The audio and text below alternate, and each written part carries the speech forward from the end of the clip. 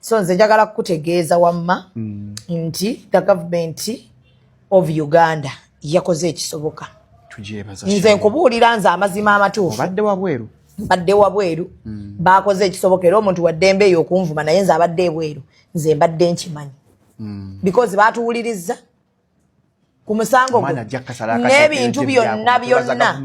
Jebbika kwati n'ebintu byonna bye bakuwoloopa musimanyi wavuma president wavuma NRM n'ovuma General Muhoozi obadde olwana prime minister wallahi era mu ba representative ba government era be bagamba tusabayo video nga mugamba omwana video eyo bwe yabula ne bagamba kashitegeeza omwana awaayirizibwa imba ye mwe mwabadde ba representative ababuuza twagalayo ka video akalaga nti omwana ono bituufu abadde abikola tekalabise.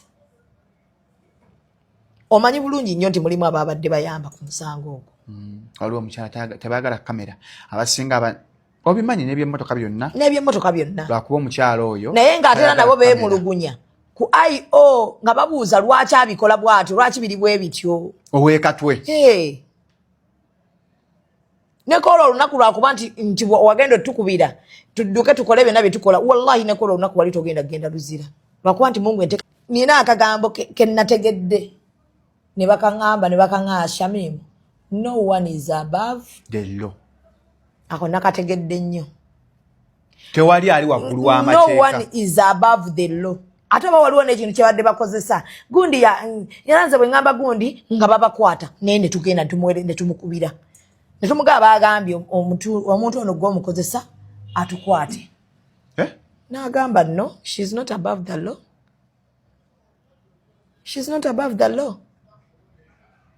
Government egaba equal rights just kyabana Ugandans kye nabategeddeko ne ba YouTuber n'abamawulire mwenna.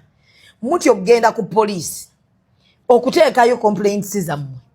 Mukiruma mu ggwanga lino okubanga civilian avaayo n'agamba abantu ngenda mukwata musiba ate njagala nja kumutanga febu civilian nga go tugamba nti ogenda kunta febu nancha wetulana tugamba Shamimu sanga mbonye for them they are above the law. No one is above the law munange. Uganda is serving abantu with equal rights. Abamu naba advisor babakulembeze tewali ali above the law.